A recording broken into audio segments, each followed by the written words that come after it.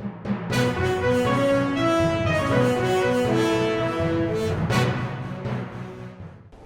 اسمي مها صبري وعندي دلوقتي 38 سنة، وكنت بشتغل في مهنة الحدادة وما زال بشتغل فيها بقالي أكتر من داخلة في 18 19 سنة أهو. من أول ما اتجوزت يعتبر كنت بشتغل أنا وجوزي. الحمد لله دلوقتي أنا بشتغل فيها برضو، ما بسيبش الورشة، ودي حاجة برضو باب رزق لينا، وربنا كرمني عندي 3 أولاد صبيان وبنت صغيرة برضو بيكتفوني في الورشة. وكان حلمنا يعني ان احنا ربنا يوسع علينا اكتر من كده، يعني يبقى الورشة دي كانت ايجار الاول وبعدين ربنا كرمنا بقت تمليك الحمد لله يعني. وبقدر ربنا لقيت نفسي طبعا لازم اكمل دراسة، فكملت دراسة وبقى معايا بكالوريوس سياحة وفنادق، وبشتغل شيف برضو جنب شغلة الحدادة. وبولادي برضو ربنا كرمهم كلهم في كليات دلوقتي، فالحمد لله ربنا واقف معايا كتير قوي قوي. وبتمنى ان كل واحده تشتغل بايديها وما تقولش ما ينفعش. كلمه ما ينفعش دي ما بتساعدش الواحده وما بتساعدش عيالها وما بتساعدش جوزها. لازم تساعد وتبدا بنفسها. وبرضو يعني انا عايزه اقول حاجه، انا بشكر الرئيس ان الف مبروك ليه، ان هو يعني ربنا كرمه بقى رئيس الجمهوريه تاني مره تانية عندنا، وان هو بيدعم المرأة، وفي عصره برضو ان الست واخدة حقوق كتيرة بصراحة يعني. وانا سعيدة جدا ان انا يعني بقف مع اولادي وجوزي في الدكان وبساعدهم يعني. والله هو يعني الاول كنا بنواجه مشاكل في المعاملة، ان ازاي واحدة ست برضو بتشتغل بتعمل بايديها والكلام دوت، لكن بقى الموضوع ما بقاش يهمني بقى الحمد لله. انا زي لسه بقول يعني الواحدة لازم تخلي بالها من ولادها وعيالها وما يهمهاش كلام حد، لان الناس مش هتبطل كلام.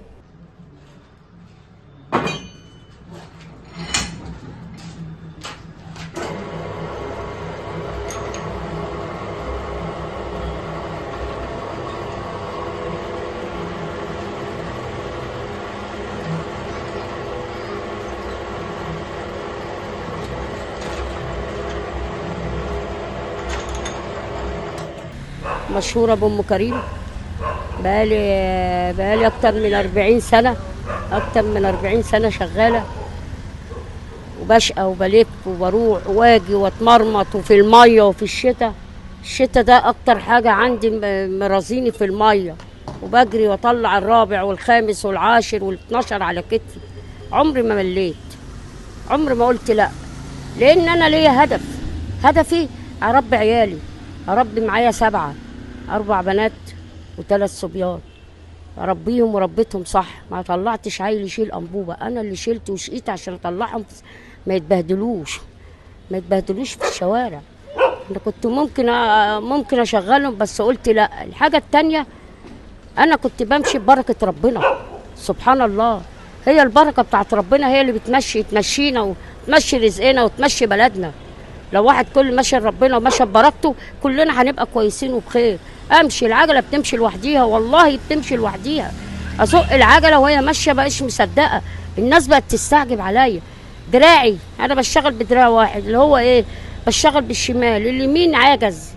ساعه ما عملت العمليه وباظت عجز، وبزق العجله بدراع واحد وفي بطني، وبمشي ازق واطلع وامسك الانبوبه على الارض ارفعها وتترفع معايا لوحديها، وبمشي هنا وامشي هنا، وربنا كرمني والحمد لله رب العالمين.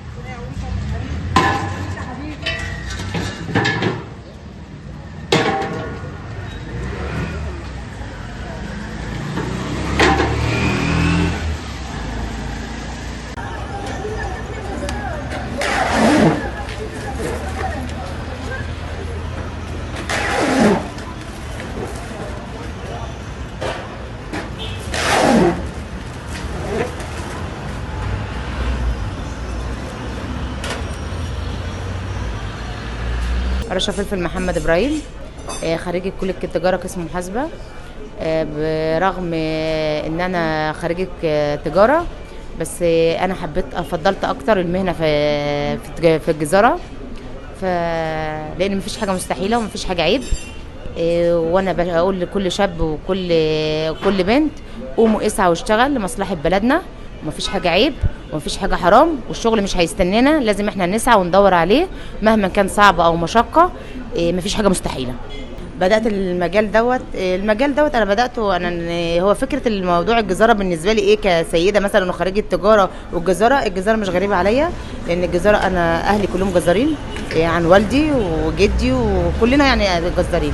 فانا حبيت الشغل عن طريق ابويا، اكتر حد يعني انا حبيت الشغل عنه.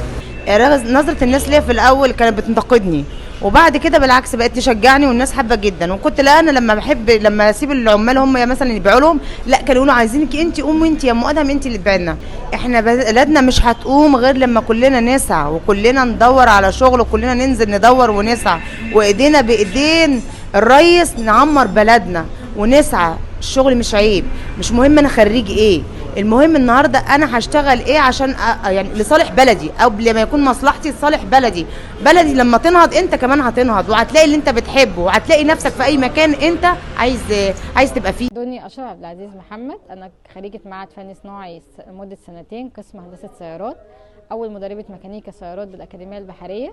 ودي جت عن طريق ان انا نزلت فتره تدريب في التوكيلات، وبعد كده اتدربت في الاكاديميه البحريه لمده 5 ايام، اخدت كورس كانت منحه.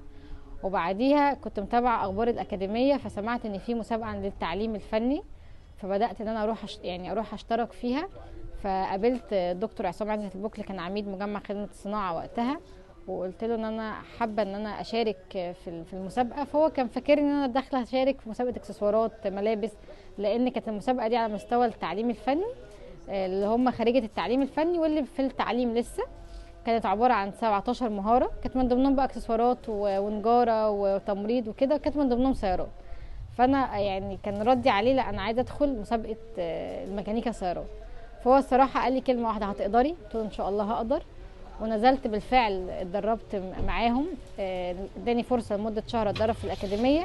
وقتها بقى والدي دور لي على مكان جنب بيتنا اتدرب فيه في ورشه، عشان انا هنزل قدام 19 ولد وهنتصفى. فاتصفينا 9 صبيان وبنت، كنت انا البنت الوحيده. ودخلت المسابقه دي، وكنت انا اخدت الحمد لله مركز 3 مكرر.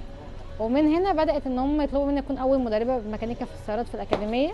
وبعديها بقى خلاص بقت تتوالى الاحداث ان انا لازم اكون في الاكاديميه الصبح، وبعد الظهر لازم اكون شغاله في ورشه، لان انا بتعلم حاجات في الورشه اقدر الصبح ان انا اعلمها للطالب اللي قدامي، اقدر افهمها له بالطريقه العلميه وبطريقه السوق.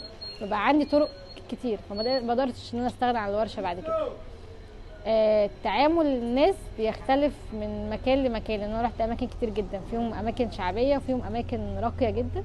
في الاماكن الشعبيه الناس بالنسبه لها كبنت وهي اخرها تدرس وتتجوز، ولو اشتغلت تشتغل في اماكن معينه كموظفه، لكن يطلعوا كده البلكونه الصبح يلاقوا بنت في ورشه ومع صناعيه، دي كانت بالنسبه لهم حاجه غريبه. بيجي تساؤلات كتير من الناس: ازاي بتعملي كده وانت حابه ده يعني، بس انت اخرك البيت. في الاماكن الراقيه كانت الناس ممكن تشجع الناس اللي حواليا، لكن الصنايعي كان ممكن تعامله يبقى مختلف معايا: انت مهما كان بنت مش تقدري تعملي اللي انا بعمله. في اماكن تانية كنت بقابل الزباين، كان في زبون مش واثق فيا، مش واثق ان الدنيا تقدر تصلح العربيه او تعملي العطل كامل. وفي زبون لا كان بيشجع ويقول له يا اسطى لا خليها تشتغل، انا حابب ان هي تشتغل. ودلوقتي الحمد لله بقى عندي زباين بيدوروا على دنيا، يعني حتى وانا في اي مكان بيروحوا لي، سواء من السيدات اكتر، بقى عندي فئه من السيدات اكتر بقى يثقوا فيا اكتر، وبقى عندي فئه الحمد لله من الرجال برضو بيثقوا برضو في دنيا وفي رايها وبيرجعوا لي.